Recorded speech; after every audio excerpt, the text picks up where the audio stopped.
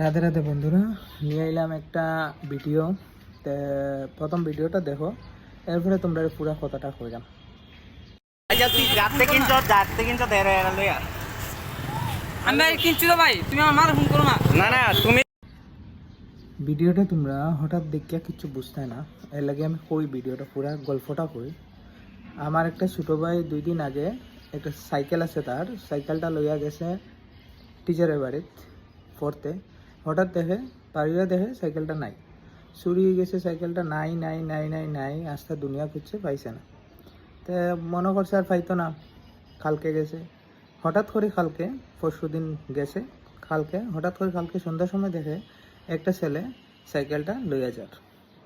তখন তারা ধরছে, আটকাইছে। ওই ছেলেটার ভিডিও যেটা দেখলাই তোমরা, তো ছেলেটাই হ্যাঁ কিনছে 400 টাকা না 500 টাকা দিয়ে কিনছে, তার মারে ফোন করার লাগে বারবার কর।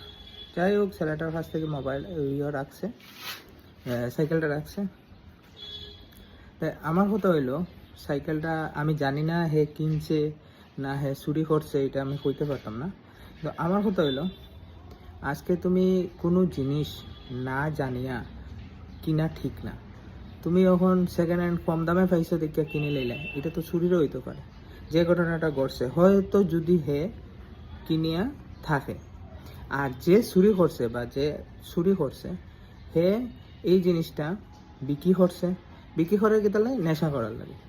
তাই আমার একটা অনুরোধ, যে নেশাটা বন্ধ হইলে এইসব জিনিস বন্ধ হয়ে যাব।